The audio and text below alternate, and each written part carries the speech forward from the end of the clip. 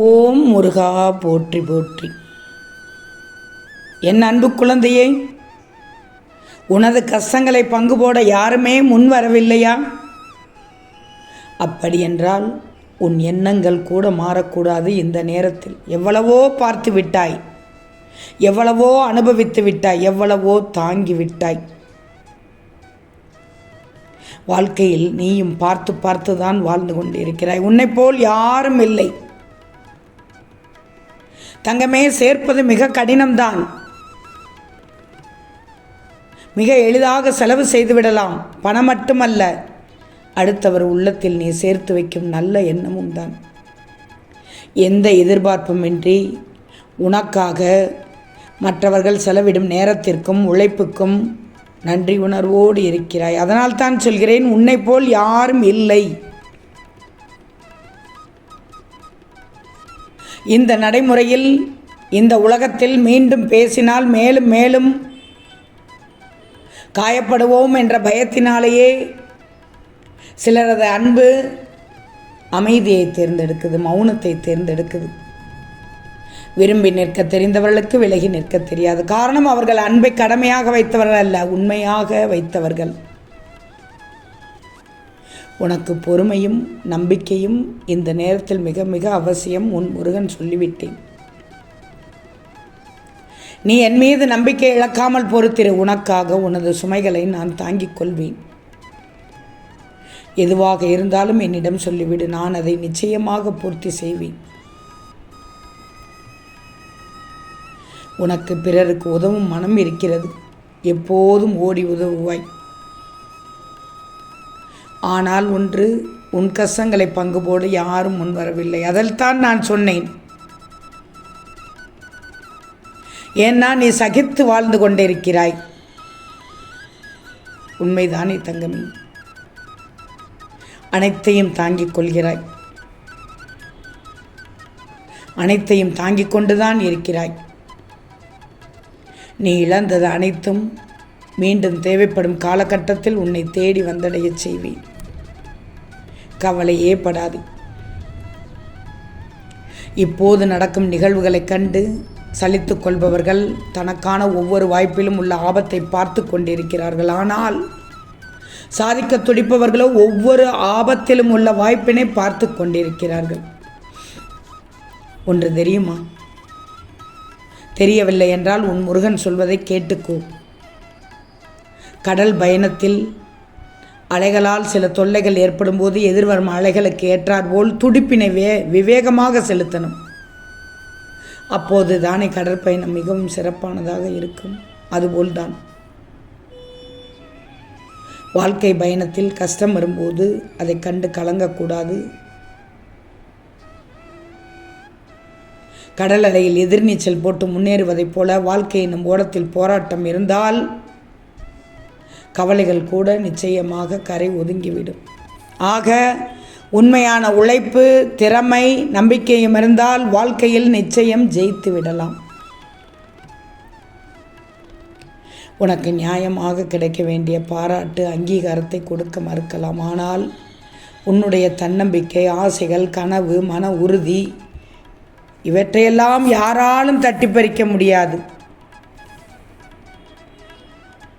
வாழ்க்கையில் எதனை வேண்டுமானாலும் அடைய நீ ஆசைப்படலாம். ஆனால் அந்த ஆசை நியாயமானதாக இருக்கணும். எப்படினா, எதுவும் அறியாத அப்பாவியாகவும் நீ இருக்கக்கூடாது. மற்றவர்கள் உன்னை அடப்பாவி என்று சொல்கின்ற மாதிரி ஒருபோதும் நீ இருந்து விடக்கூடாது. அப்பாடா என்ற பெருமிதத்தோடு கூறும் ஒரு நிம்மதியான வாழ்க்கையை நீ வாழ்ந்து விட வேண்டும். விழுவது உனக்கு புதிதா? இல்லை, எழுவதுதான் உனக்கு புதிதா? கீழே விழுந்தாலும் நீ எழுந்து விடுவாய். உன்னுடைய மனம் அப்படிப்பட்டது. நீ மற்றவங்க கீழே தள்ளி விடுவதனால் உன்னுடைய வலிமை மாறிவிடுமா? இல்லை, வலிமை அடைந்து விடுமா? கீழே விழுந்த நபர்களை தூக்கிவிடும் போதும் தான் நீ வலிமையை பெறுகிறாய்.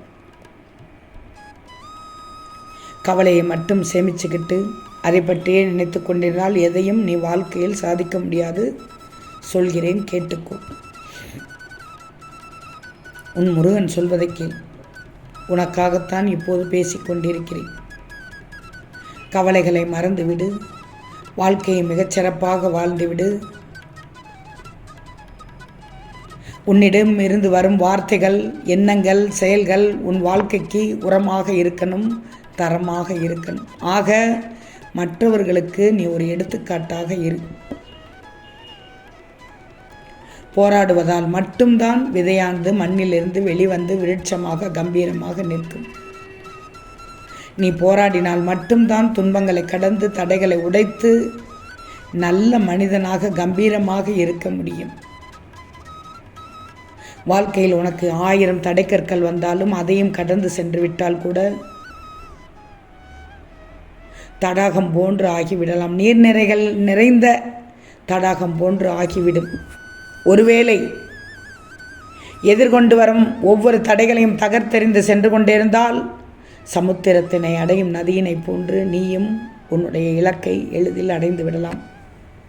ஆக மொத்தத்தில் நீ வாழும் வாழ்க்கை எப்படிப்பட்டது என்று தெரிந்து கொண்டாயா? சவால்கள் நிறைந்த செயலில்தான் சாதனை ஒளிந்திருக்கிறது.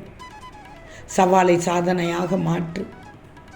திறமை அப்படிப்பட்ட திறமை உன்னிடத்தில் இருக்கிறது. இந்த வாழ்க்கை ஒரு சீட்டாட்டம் போன்றது. குலுக்கி போடும்போது எந்த சீட்டு வருது என்று உனது விதியாக இருக்கலாம். எனவே கவலையை மட்டும் சேமித்து வச்சுக்கிட்டு அதை பற்றியே நினச்சிக்கிட்டு இருந்தேன்னா நீ வாழ்க்கையில் சாதிக்க முடியாது. தெரிஞ்சுக்கோ. கவலைகளை மறந்துவிடு தங்கமே. வாழ்க்கையை மிகச்சிறப்பாக நீ வாழ்ந்திடுவாய். நான் சொல்கிறேன், உன் முருகன் சொல்கிறேன். நான் சொல்வதையெல்லாம் உன் மனதில் ஏற்றுக்கோ. மற்றவர்களுக்கு எடுத்துக்காட்டாக இரு. நிச்சயம் நீ வாழ்க்கையில் சாதித்து காண்பிப்பாய் தங்கமே. எனக்கு தெரியும் உன்னை பற்றி. 4 பேர் எப்படி வேண்டுமானாலும் பேசிட்டு போகட்டும்,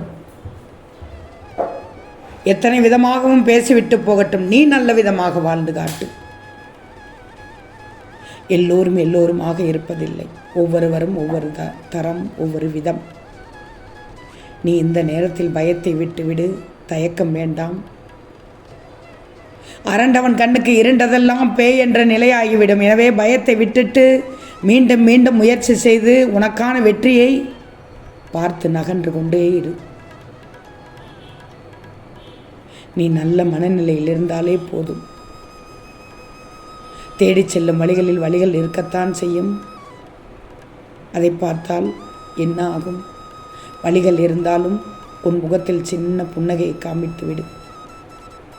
வெற்றி நிச்சயம் உனக்கு காத்து கொண்டிருக்கிறது. இன்னும் சற்று நேரத்தில் நீ முகம் மலரப் போகிறாய். ஓம் முருகா போற்றி போற்றி.